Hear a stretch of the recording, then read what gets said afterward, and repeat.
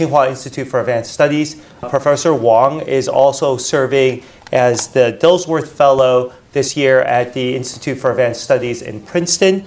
He will be speaking today on the topic of China from empire to nation state. And I think as some of you, or many of you may know, he's the author of a major treatise that was recently published by Harvard University Press entitled The Rise of Chinese Modern Thought. Joining him and moderating today's discussion will be Professor Peter Boal. Professor Boal does not need an introduction for most of you in this audience, but he is the Carswell Professor of East Asian Languages and Civilization, also the former Vice Provost for Advances in Learning, as well as well known to many of you as the major driving force behind the China Biographical Database, which we are proud to house here at the Fairbanks Center. So I will turn it over to Professor Boal to introduce our speaker further and to introduce today's topic. And I will also then turn it over to Professor Boal to moderate today's session. But please join me in providing a warm welcome to Professor Wang and to Professor Boal. I'm not going to begin all over again, but and it's a work which actually goes back into history and looks into the present. And thanks in many ways to Harvard University Press and the editor there, Lindsay Waters, much of that book has now become available in English. And in fact, the introductory section of it has been translated and published by Harvard University Press as China from Empire to Nation State, which is his subject today. He's a prolific writer. He is politically active. He is a sponsor of lots of collaborations across the world pertaining to Chinese thought and intellectual history today, and we're delighted that he's here. He'll be speaking for anything up to around 40 minutes, 45 minutes. We'll then turn to questions and answers, and we'll be concluding, we expect, at around 1:15 today. Okay? So, Professor Wang. Okay, thank you. Thank you so much. I was asked to talk something here, and I know these series is critical issues that for China now. But my talk, it's my book usually keeps certain distance. I try to engage in the contemporary issues. However, basically, I try to keep certain distance for observing that for more historical perspective to understand what's going on now. So still, today's talk, I try very hard yet last night to work on my PowerPoint and working on these.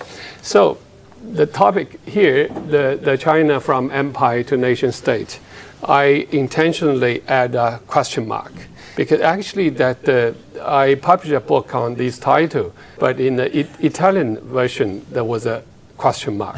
In English version, there was no question mark here. Because last years, we know that a lot of discussions about empire, a lot of discussion in Chinese context about Tianxia and so on and so forth. Re-emergence of this category shows something that started from the reflection upon the nation state. But on the other hand, it's a question that the whole world structure, there was like Fred Cooper, they published a book on empire, not about the past, not only about past, but also about the contemporary structure, the world structure too. So in that sense, the from empire to nation state sounds more or less linear, the narrative to see that. So I try to ask this question again, how to understand this. And so what I try to see that is becoming Chinese multiple process, basically. The first talk is here. Most of the historians working on the contemporary modern China, they will ask the two questions. I think that I try to summarize that into the two characteristics of Chinese history in the 20th century. The first is at the beginning of the century. That was the so-called continuity. Here should be question mark too, of empire and the nation state established in the revolutionary state building process at the beginning of the short 20th century. We know that in the early 20th century, the whole century underwent a radical process of revolution. However, the social structure and the political structure and especially the population and the territory and so on and so forth, you can find to the great extent overlapped with the early dynasty. So that's why the people ask the question, so-called the dialectic relations between the rupture and the continuity. The revolutions and the national moments and the disintegration of empires in 19th and the 20th century, it's a universal phenomenon in the world history. But how should we explain the continuity between the empire and the sovereign state? What's the relationship between the imperial building and the national building in Chinese history? That is one question. I will talk about this question later, explain too. But let's briefly touch upon the second one. It's also the controversial issue, the so-called continuity of revolution and the post-revolution at the end of the short 20th century. That you compare China with Soviet Union and most of the Eastern European socialist countries, that became very obvious. On the one hand, underwent a radical process of the marketization and the social transformation. But on the other hand, the political framework remained it's changed, but it still looks unchanged. So how to explain that the phenomena? The one is the beginning, another is ending. Because if you look at the early, the Ottoman or Austro-Hungarian and so on and so forth, if you look at that, the fragmentation of empire happened in East Asia, then when we talk about China, we're a very different story. So in that sense, we raised the issue of continuity. I think they were legitimate, though this so-called continuity is not a natural process. It's through the radical revolution, and a lot of things happened from here. So, and also because of this, because when we talk about the continuity, a lot of people talk about the population and the composition of population, but China still, both in the Qing dynasty or in the modern China, was still the multi-ethnic society, and how to explain that, the long transformation. This is another question. We know that the recent years, a lot of the discussion and the debates on the Qing history, I think that is also one of the focus on that. So-called China as a pluralistic the whole, that was famously raised by the Fei Xiaotong, 多元一体. So it's a lot of discussion and a debate about the historiographical dualism of the so-called signification, Hanhua and Huhua, and the so-called Hunification, or so I don't know how to pronounce it. So, but the question I think here, in English, the concepts of Sinicization and the Hanification are hard to distinguish. In Chinese, it's very clear. The 中国话 and the Hanhua is different story, but in English, the Sinicization and Hanification overlapped so much. That's why one of the reasons for the debates is the ambiguity of the translation itself. So I think it is when I work with my translator Marco here for the translation of that, we work hard how to translate it, because it's difficult for me to find a proper English concept to express that process, what we talk about the 中国话. So under the influence of modern European nationalistic theorizing, the Western notion of China has been marked with the nationalism. So that these ambiguous Chinese concepts, when translated into other languages, is easily equated with Hanification, so-called Sinicization. So I give the example here. The 中国话 in the modern China was the most popular issue raised by Mao in 1938. And he proposed making, we know that when we talk about the 中国话, he said making Marxism concrete in China so that each of its manifestations carries the necessary Chinese characteristics, say in accordance with Chinese characteristics, has become an urgent problem for the whole party. In other words, Mao's notion of 中国话 was directed at the Communist Party itself and the movement it promoted, which was nothing to do with Hanification at all. It's much more political process. It's really for the transformation of political organization, how that can transform into Chinese context.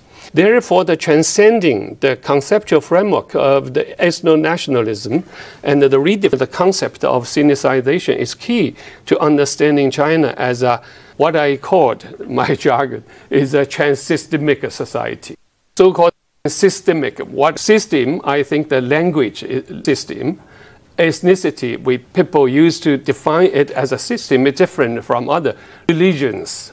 Can be also the system, even the region, that the geographical is in the northwest or the southwest and the east, and so on and so forth. But here, it's as a country long involved and established.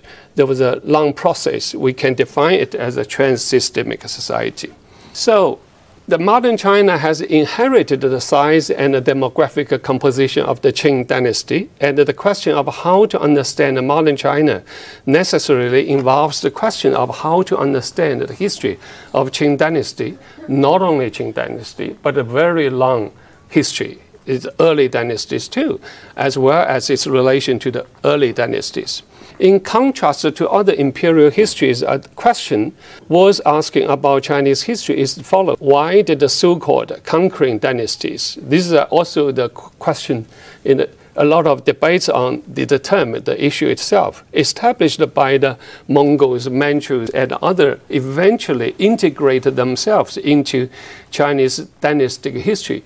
That history itself shows that a certain kind of rupture happened in China, but eventually they were able to reconstruct the so-called continuity of the history. So the continuity is not something natural unfolding process, but the result of the different types of the reconstruction. So what role did the Confucian political culture play in the construction of the legitimacy of these new dynasties? What were the relations between Confucian political culture and other religions and cultures in this process of legitimacy construction? We ask about the role of Confucianism as a political culture, partly because if you compare China with other empires and also different kind of the transformation of different empires, it's that obviously Confucianism provides a certain kind of political culture, re-establish a new dynasty, inserts itself into the chain of Chinese dynasties. So that was still, they identify them as the Chinese dynasties. So that's how to identify them, I will explain that. So that is how can we understand the continuity that Chinese history exhibits despite such a major historical twists and turns. So in the ongoing change of history, different dynasties constructed their legitimacy as Chinese dynasties in their own ways. Takes certain time, like a Qing dynasty from 17th to 18th century, that generally speaking, that it's so-called as a Chinese dynasty was broadly recognized. A process that cannot be expressed in a linear historical narrative. If the rise of Confucianism, and especially new Confucianism, entails a new reflection on historical rupture, what I talk about new Confucianism, like in the Song dynasty, Song Confucianism, obviously in Han Yu's term, it's 文起八代之衰. That was also the long rupture of history. So they were able to reconstruct a certain kind of continuity and a will to continue the tradition. Then the continuity must be thought of in terms of rupture, in terms of a vision of historical initiative, politically speaking, in terms of a process of the continuous construction of legitimacy. China is intimately related to the thoughts and actions of people of a particular time. This category has demonstrated the unique flexibility, adaptability, and stability in multiple aspects, including its re-establishment of the legitimacy of dynasties ruled by the minority peoples, the reconstruction of equal relations between the different ethnic groups within dynasties, and the shaping of the tributary or diplomatic relations between the different political communities. So This process is akin to a living organism that continuously incorporates the new elements, including the foreign elements, into itself. Stability is mainly expressed in the ability to create the continuity in the Chinese civilization in the midst of the complex changing historical process. This is the basis for the enduring vitality of the trans-systemic society and the trans-civilizational civilization that is China. I think China, in the 19th century, especially after Mingji time, a lot of the Chinese also influenced by the Japanese scholars' idea about like a Confucian civilization or the Toyo civilization. Basically, that civilization was contrast to like a Christian, Islamic, and so on and so forth. But if you talk about the China only as a Confucian civilization, how to deal with the issue of like a Mongol, Tibetan, and so on and so forth, all the characteristic of Confucianism, Chinese characters, or the certain kind of the religious, both Confucianism and the Buddhism, that the legal code and so on and so forth, in the different regions have the different traditions. In that sense, it's not only a single civilization, but it's still as a whole. That's what I say, there's a trans-civilizational civilization, which also means that they are open to other societies too. Although the historical concepts of Huaxia indicate an ethnic group, a civilization, a political community, their long and a complex series of changes ultimately coalesced within the modern development of China. In the contemporary context, it's preferable to use the Zhongguohua in place that for me is a multiple process of becoming Chinese in place of a Hanification. There were 4 reasons for this. First, after their domination of the Central Plain, the northern peoples sought to find their legitimacy in Chinese dynastic history while maintaining their own ethnic characteristics. Look at the Mongols in the Beiyuan and so on and so forth. And a lot of this identification with Chinese dynastic history was active and shouldn't be described as a Hanification or Sinicization, which often carries connotation of passivity.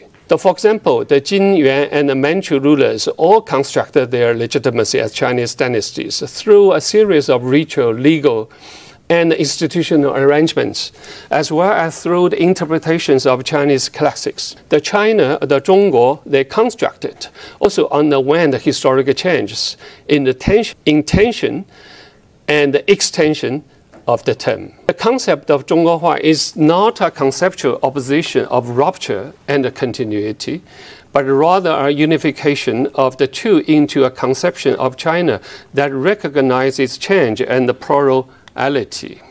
The second, I think that the reason for that, the process of becoming Chinese dynasties of them was neither a single process of integration nor a one-way process of conquest. It involved a complex relationship of recognition. Here I talk about the multiple recognitions. These relationships of recognition included both the recognition of dynastic legitimacy by the peoples of the Central Plain and its environs on the basis of everyday integration and the recognition of these dynasties, especially the Qing dynasty, as a Chinese dynasty, by the neighboring dynasties and the European states in tributary and diplomatic relations. At either level, recognition was not unidirectional. So the recognition of the Qing dynasty by Han Chinese and other ethnic groups was linked to their struggle for equality within the dynasty. For example, the Qing dynasty emperor argued that there was no distinction, no division between Man, Han, and so on and so forth. But in actual social political relations, obviously you are very clear hierarchies there. So in that sense, there was certain kind of the local peoples from the Han people. They resisted that, they criticized in different ways. That struggle against that hierarchical relations could be expressed in a way, it reinforced the identity of China, because now we are thought as the same. we should be treated the same. So that was, which I define as a struggle for equality, distinct from modern egalitarianism, obviously not formally concept of the equality. The recognition of the Qing dynasty as China by neighboring dynasties was accompanied by the Qing dynasty, conscious effort to construct itself as a Chinese dynasty and assume the role of a Chinese dynasty in the world. A lot of the scholars are already working on that, how the both in the ritual level, in the institutional level and the social level, and how they try to do these. Regardless of the way the Qing dynasty referred to its entire territory as China or use the concept of China in diplomatic documents, the use of the term implies a so-called sinicization, the process operating both internally and externally on two different levels and in two different directions. These processes conspicuously involved integration at each level, including the integration of geography, bloodline, customs, habits,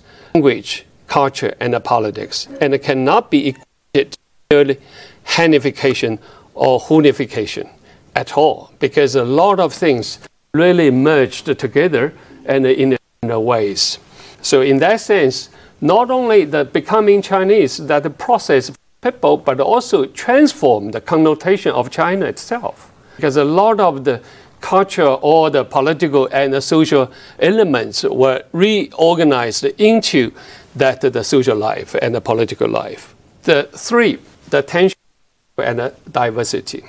The Zhonghua served as the basis for daily life through the intra-dynastic migration, intermarriage, changes in customs, corresponding institutional adjustments, and other social flows.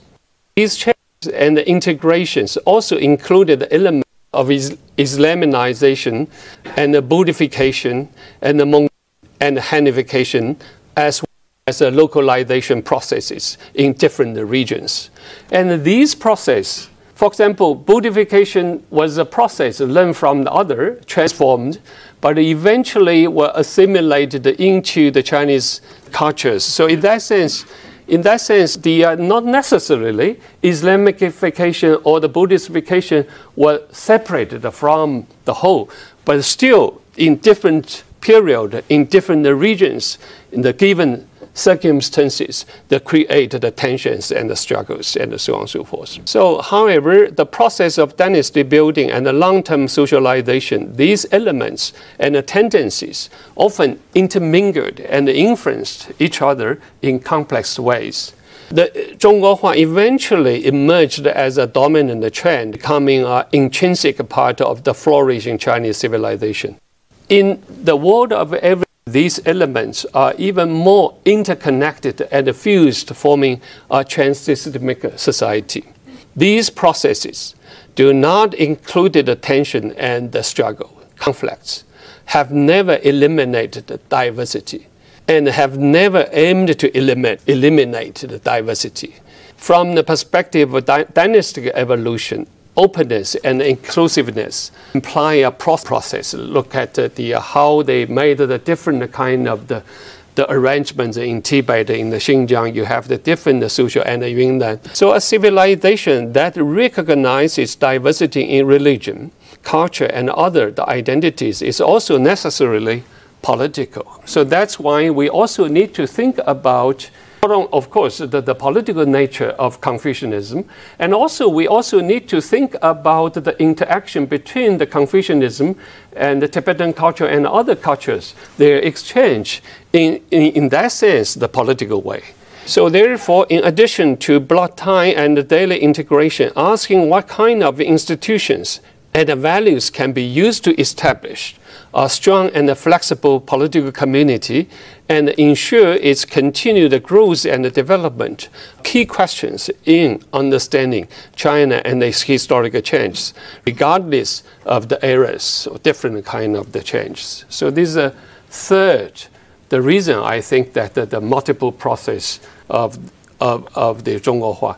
The fourth, the transsystemic society and the supra-societal system. Whether it is a multi-ethnic unified dynasty or a multi-ethnic unified state, China's unity cannot be equated with a monocultural political system.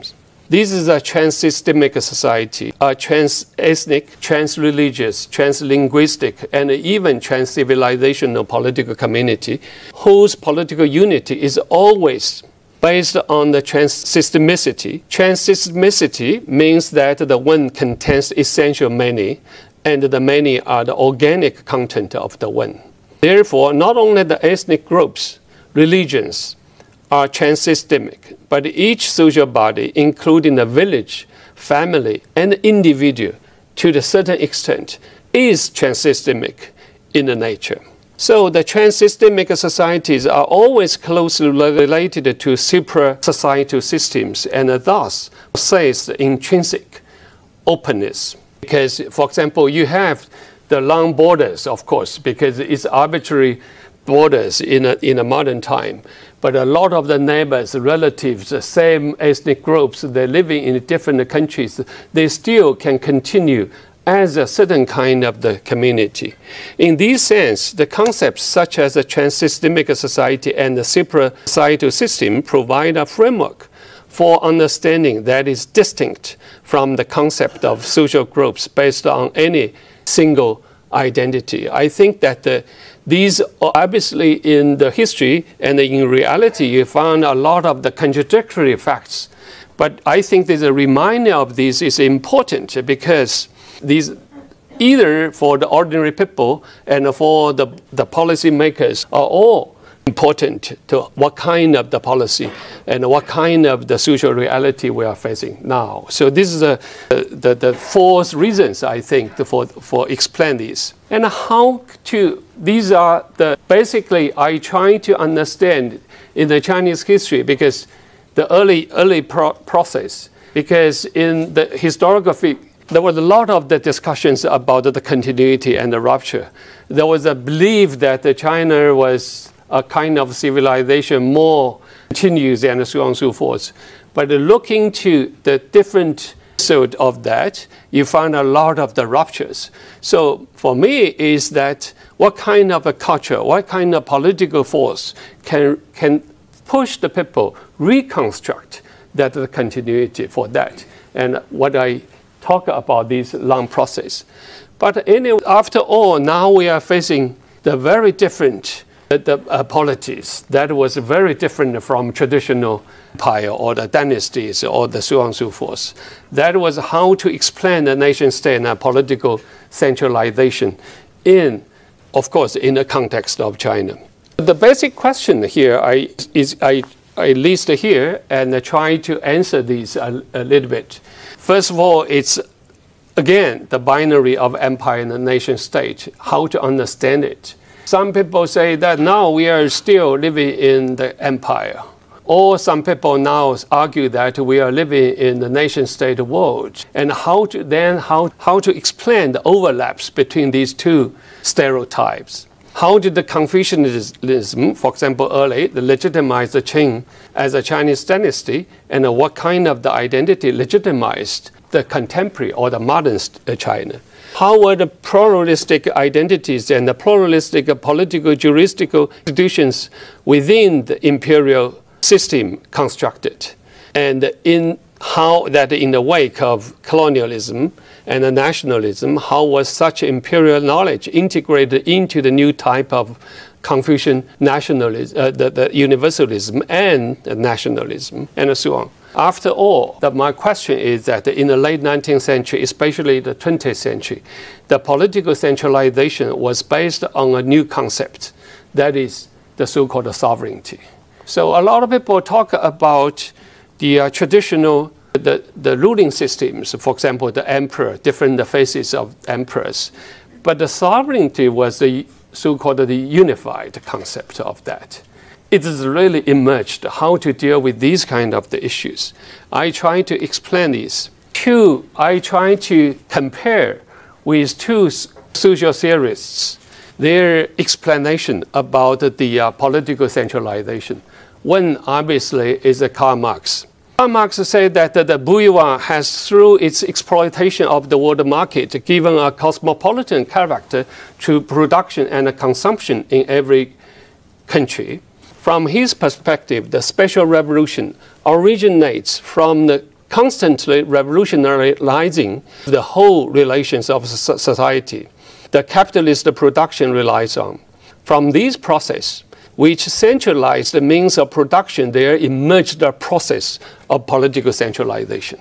You have the unified market. You need a unified government. So that's the political centralization happened. Like we can explain that how after the Opium War, gradually that the powers, traditional pluralistic institutional arrangements became more and more centralized. Whether or not it's true. So Marx said dependent but loosely connected provinces with separate interests, laws, governments, and the systems of taxation became lumped together into one nation with one government, one code of laws, one national class interest, one frontier, and one custom tariffs. So in that sense, how that the political centralization as a process was in contrast to like a diversity or the culture dimension of the traditions and so on and so forth. So this is his arguments. I try to explain the social theorists, the arguments for that political centralization. These are really, they contrast each other. He said that like Marx, who investigated the special revolution and the political centralization, a unified state. From the perspective of the capitalist reproduction, Carl Schmitt worked within a general outline of European history, tracing the origins of the special revolution back to the context over colonizing and developing new territories during the 16th century's age of maritime exploration. As seen from Schmitt's perspective, the struggle between the European countries was therefore motivated not by the distinction between new and old imperialisms, as described by the Hobson and Lenin, but rather by that of Catholicism and Protestantism, which made way for a new kind of political subject to take the stage. It was precisely this struggle that, he said, neutralized the theological religious conflicts, making life secular and turning even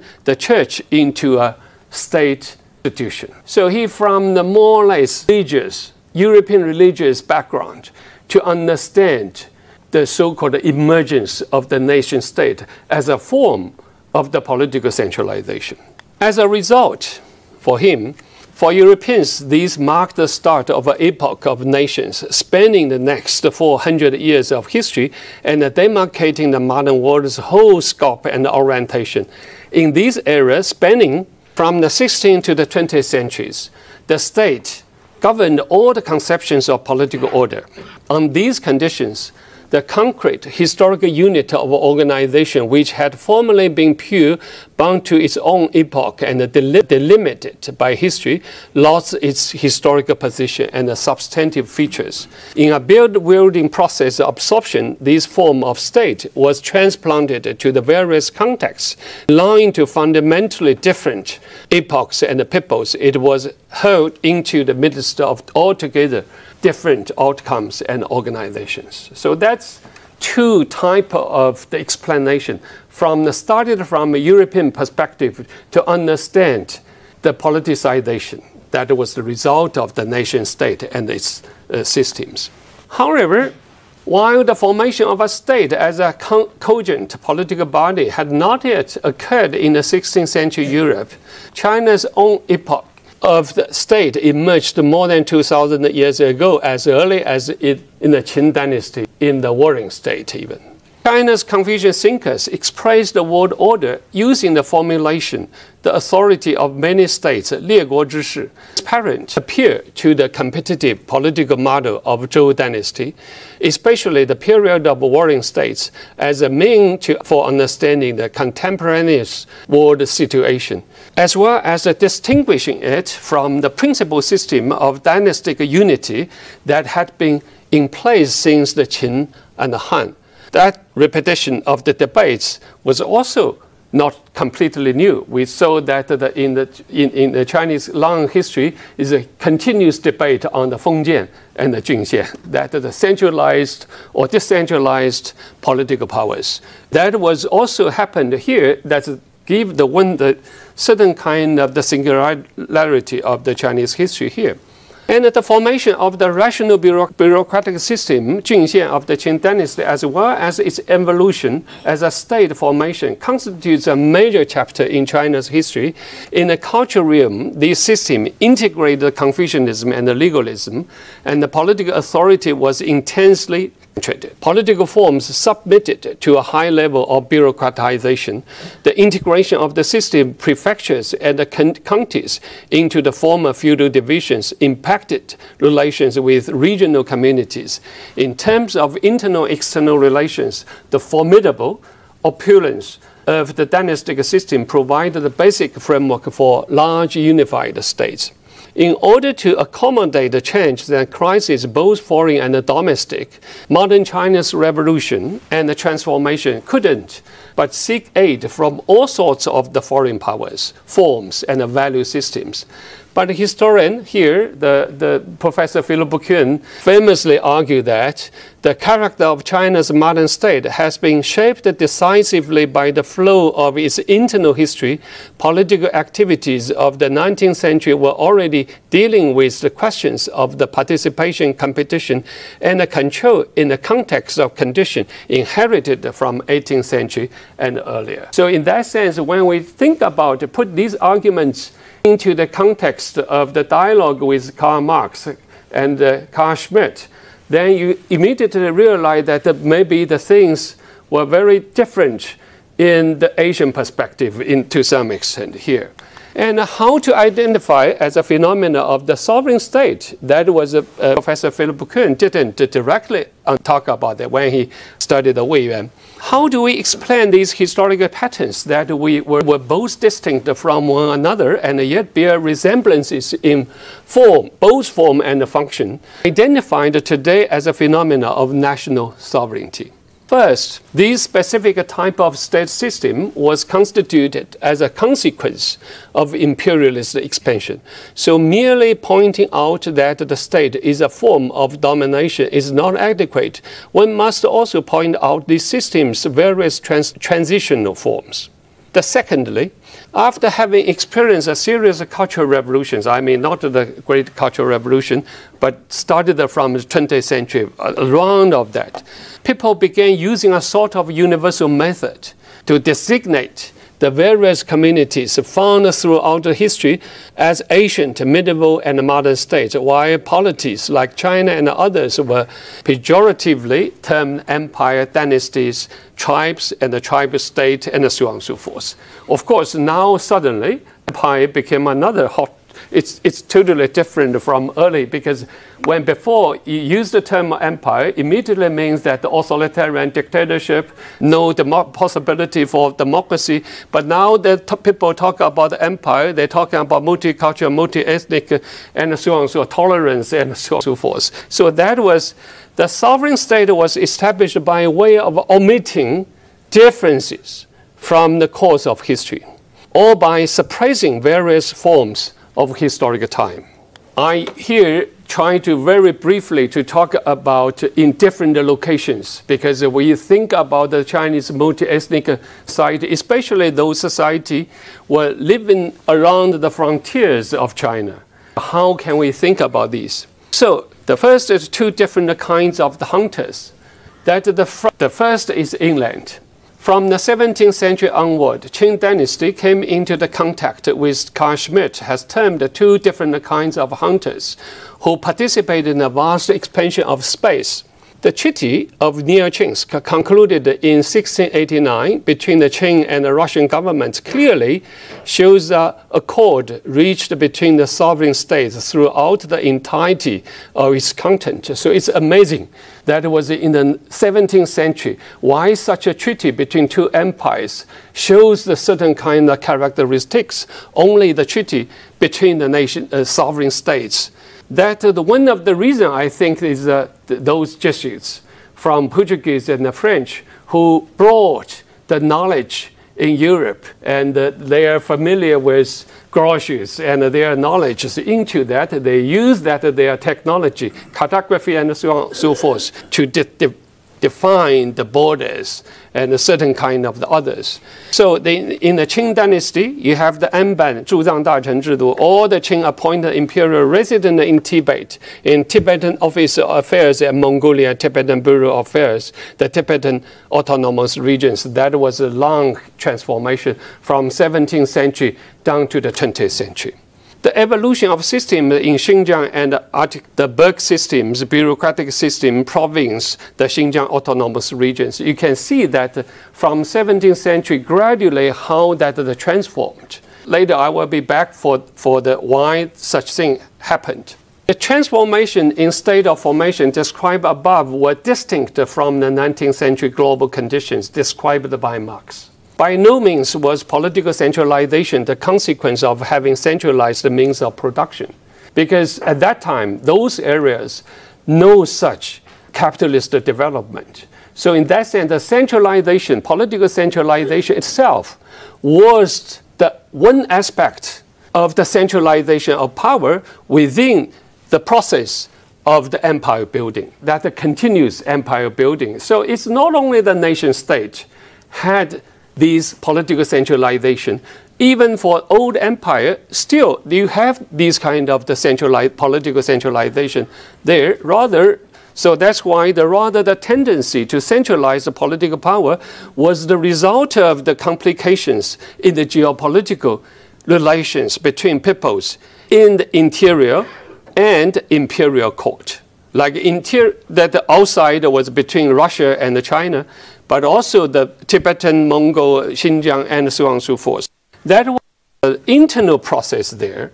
And another, there was no effort during the early years of the Qing to attend the institutions of managing foreign affairs. Instead, responsibility for such matters was delegated to the Bureau of the Reception, one of the four courts within the Ministry of Rights.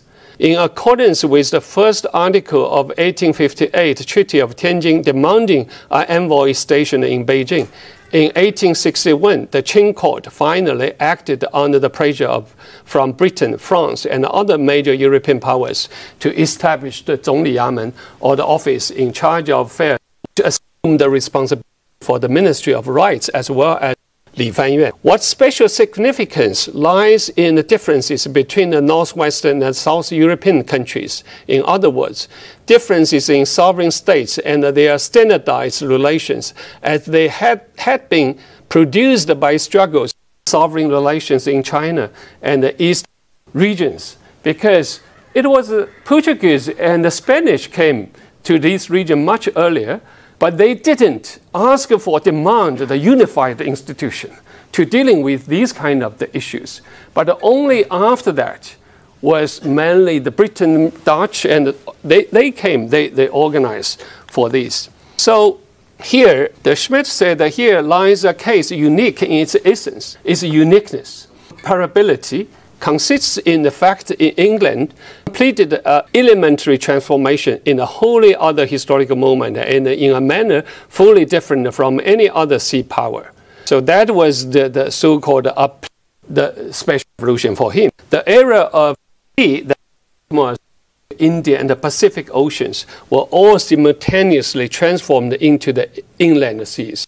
Their institutional arrangements in this period were concerned with consolidated control over the distribution and the construction of authority over the continents, as well as their associated relations of interest. So here is a Portuguese in Macau, for example. I gave the example. There was no such kind of the demanding for that. It's really through the very cooperative way to have that, the part of that.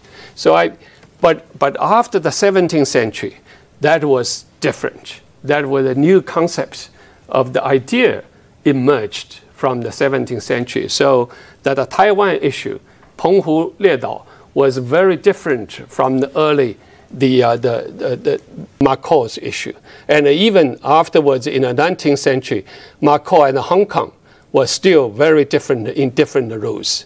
Only after the Second Opium War, Portuguese asked for that to transform the Macau into the former colony. So in that sense, both inside the different multiple factors had the impact for the centralization politically in different ways.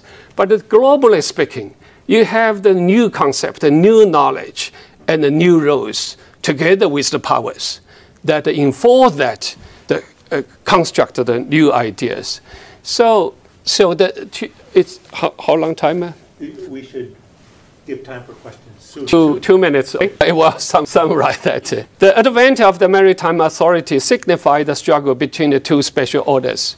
The fundamental aspects of these confrontation inevitably include how to standardize the allocation of land, methods of organizing the state, what kind of the techniques to use in delimiting the borders and the standards by which to define the relations between the community.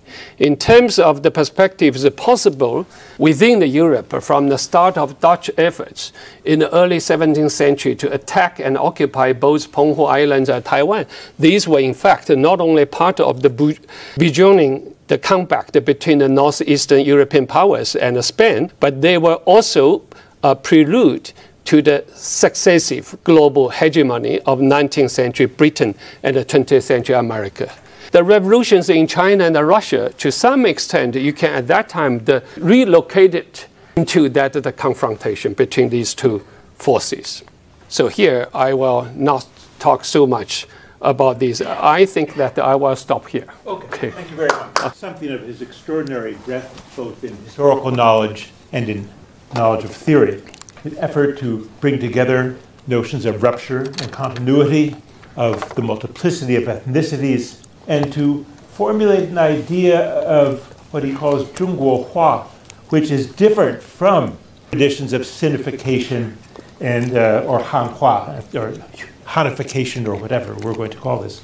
And in listening to him discuss the four aspects that justify the use of this Zhongguo Hua, this transformation into a China, I very often felt it ought to be true. It ought to be true. But to challenge him, and I think his ideas need to be thoroughly discussed and challenged, would take many more hours than he had to adumbrate them. But I would raise one or two things. One is, when we talk about Confucian, what do we mean? It's an open term in many ways, but you actually referred to two possibilities, which I think are important. One, going back to the Qin dynasty, and one is the two Confucian political visions, and one is of the justification for centralization, and the other is the justification for decentralization and the sort of so-called feudal Fengjian system. And it's good to keep in mind that although the centralized political system is associated initially with an anti-Confucian political order of the Qin, in fact, in its restoration during the Sui Tang period, it becomes totally seen as Confucian. And the debate then is from one camp of Confucians who favor a decentralized system with greater local leadership and a centralizing group. And it's Lu Xun Middle, after all, who writes the Fengjian Lun, the discussion of feudalism, which is a defense of that centralization. And so one way of thinking about this notion of Zhongguo Hua actually is to try to extend the notion of a centralized political system to all the peoples living in this territory we call the sovereign state of China, who have their own languages, their own political traditions, their own social systems, their own writing systems, and to say that for the first time in Chinese history, there will be one centralized administrative system that will include all the population, because that is the true break with the past. The part of China that was included within the centralized political system was never the whole, right? But let us turn now to, I'm not going to give you a chance to respond to that. Rather, let's open this up to questions. We ask you to raise your hand till the mic reaches you, because this is being taped. And secondly, you must identify yourself. Thank you.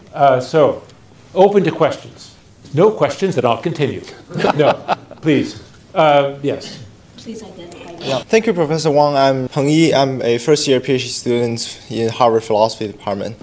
So I know that you today said that you don't really interested in sort of contemporary issue, but like back in 20 years ago, you really sort of were in the front line of discussing contemporary issue then. So I have a question for that. In your wonderful essay, 当代中国思想状况与现代性问题, or your general criticism of liberalism, you said that liberalism back then lost its sort of critical potential vis-a-vis the collusion of the state and market. But right now, do you see, given the political reality in China right now, the liberalism has, or in the process of regaining its critical potential? I'm interested in the contemporary issues. I'm not, what I say that sometimes I try to keep certain distance in order to understand and interpret it. So even for the contemporary issues, I try, but sometimes it's more historical, sometimes it's more theoretical to engage that issue. Of course, I also engage in the direct issues too. That's you mentioned that was long ago. That was in the early 90s, actually. That article was published, and after the publication triggered the debates. What I labeled was, at that time, the people labeled it as a debate between the New Left and the liberals. I have my definition, and I define it as a kind of the critique of the new liberalism rather than the liberalism. This is because it's in the late 90s, is a large scale, the layoff and the denationalization process. The huge corruption happened. Even now, still the impact of the institutional base still can be traced back to that period. And also the belief of that the so-called marketization and the modernization can naturally resolve our questions. That's what I try to criticize that at that time. So it is not directly about the liberalism, especially in this context of the American version. Of course, the liberalism is different versions too.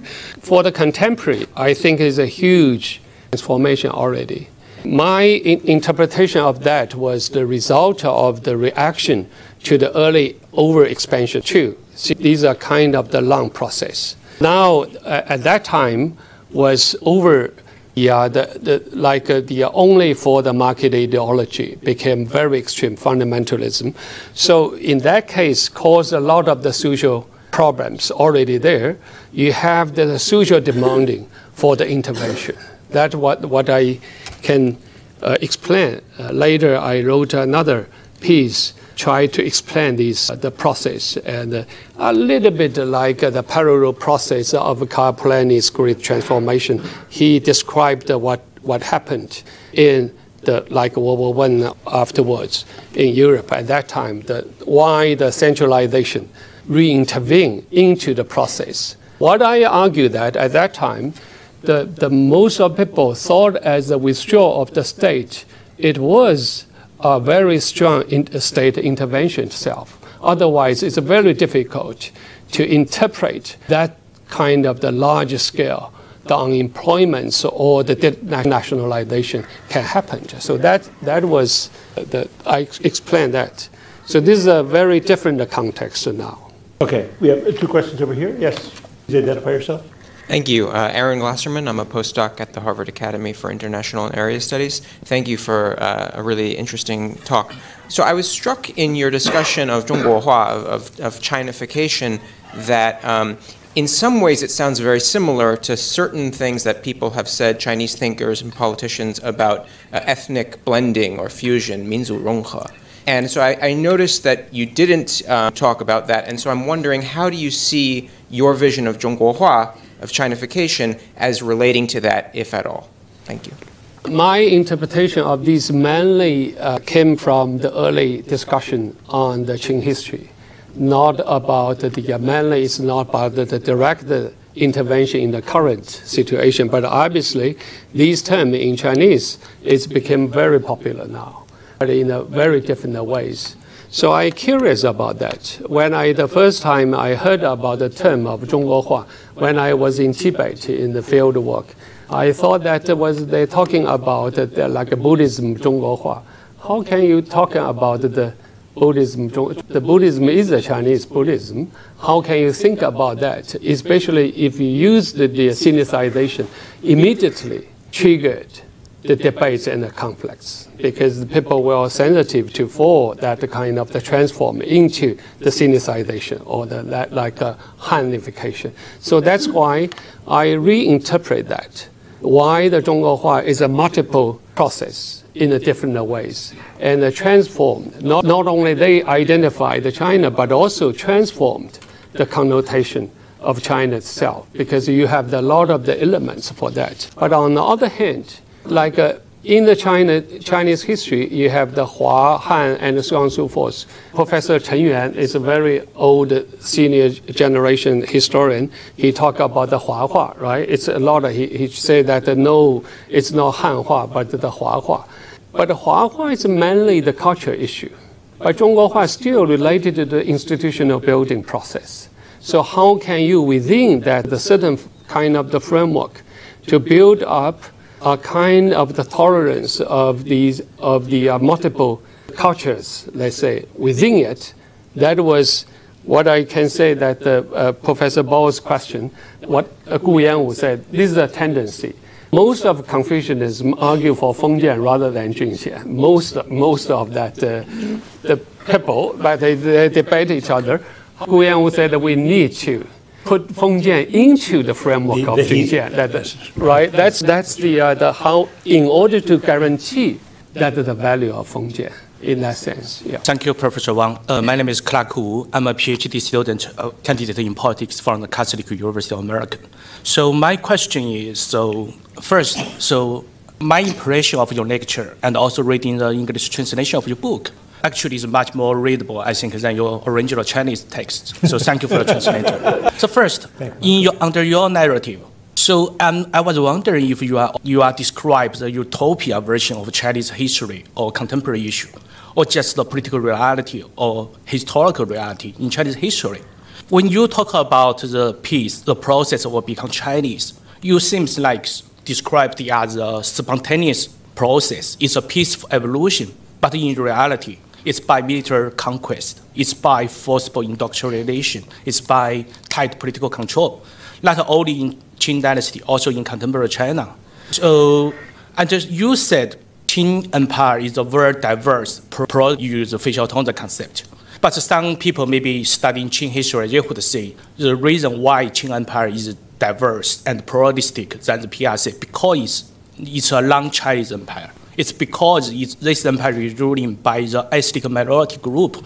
So they are rather to keep the political autonomy in Tibetan or Eastern Turkestan, but they tighten political control and use forcible political repression in the Han region. So that's my question. Thank you. Okay. I think that, first of all, it's obviously, I tried to summarize that, some issues. And I will not reject that there was an intent, a certain kind of my ideas into it. But this really came up because you need to analyze that. This, as I said, that this whole process is full of the tensions and the struggles too. But generally speaking, if you can, from the comparative perspective, to see that the different social societies, that are the different ways, that if you're talking about the political centralization, always it means the domination. It's always that there, but there was a different forms there. Even you find that after the transformation, after the Qing Dynasty, in the early period, that in the 1950s, 60s, you still established autonomous region systems. Now the crisis and the conflicts follow up that the systems in crisis too, that how to explain that. This is another question. But this also can see that history still matters there, even for the contemporary world. So in that sense, this is a very different. I don't ask about that. Like a regional autonomy is really direct the continuation of that the old history. But you look at the focus on the region and a certain kind of the continuity there, and how they need to consult these historical conditions to establish the system. That was, I think, the very real process. These are the issue, and also as for The later transformation is another story. We can talk about that too. Yeah. Thank you, Professor Wang. My name is Lang Chao. I'm a 6-year PhD student at the History and East Asian Languages program, and I work on the frontier history of late imperial China. The question I have for you is that in your wonderful speech, you mostly just trace the political institutional changes and juxtapose those with those of the European nations and argue, I think, for a different understanding of how nation-state building process was for other cultures and empires. My question is, from an individual perspective, if we are to say someone is a Chinese, in your philosophy, what do you think is the true definition of being a Chinese person, and especially for those ethnic minority people? You mean the individual figure, how they identify themselves as? That really depends on each person. That it's difficult. I couldn't give a unified answer to these questions. But basically, now living, of course, you have the political identity. For example, you're the Chinese citizen, or you're some other citizens living in China. But after all, we are really living in terms of what I labeled that use that jargon, that the trans-systemic. For me, like sometimes I need to a lot of the communication in other languages, right? Almost every day, you not only even you're living in China, you still need to do these kind of things, which means that you open to other sides of you became the certain kind of member of other groups. So these are really always the very multiple issues. I raise this issue partly because of my own personal experience. When I was in like a Tibetan area, in Yunnan especially, because those border areas, the different ethnic groups living together. So one of my friends, his family is composed of the 4 ethnicities. It's one family, mother, father, himself, and his wife. Well, 4 ethnicities living together. It's a family. It's a family, but it's also they are a member of ethnicity. Why I argue for this? Because if you think about the single or one-dimensional identity itself, sometimes it's distorted the human being's identity, the richness of the identity itself. So that's why for individual, for community, for one country are the same. In that sense, are the same. So that's what I think that why the current idea of identity sometimes over-dimensional, either the ethnicity or the religious. That was dangerous to either easily to be lead to the clash and the conflicts. In the history, they were full of the clash and the conflicts. But we talk about also how that the conflicts happened, what kind of stimulate for that. At least these were when we ask about our own personal individual identity, I think about these kind of the stories. This is an argument for Doyuan identity, right? Multiple identities. This will be our last question, I'm afraid. My name is Benjamin Gallant. I'm an 8th year PhD student here. Thank you very much for the fascinating talk, Professor Wang. To kind of follow up on the last question, to what extent do you see trans-systemic societies as a framework for understanding non-Chinese societies? And to what extent is it only unique to China? Thank you. These are, for me, these are the universal issue. It's not only specific for China. It's all the societies currently was really the trans-systemic. However, we bound to the idea of the single identity easily in a certain moment. So that's why the big problem. Then we can go back to the political centralization issue I mentioned, like Carl Schmitt. He talked about the Catholicism and the Protestantism. He traced back to that the roots of political centralization in the era of the so-called maritime era was back to the single historical religious background itself, which means that for him, that the world order contained intrinsically between the different identities here. So it's really the Protestant and the Catholicism clash, and then you appear to the certain kind of uniform of the political state, the polities. So that's what I think. It's we need to rethink about the roots of the nationalism, these kind of the nationalism. This is really the way of political thinking. These are insights. I think that I learned from his insights, but we need to rethink that the roots of the contemporary conflicts can be traced back to different roots, but these, at least one of that was these. On that note, a call for rethinking. I think we'll stop and rethink ourselves. Thank you. Thank you so much.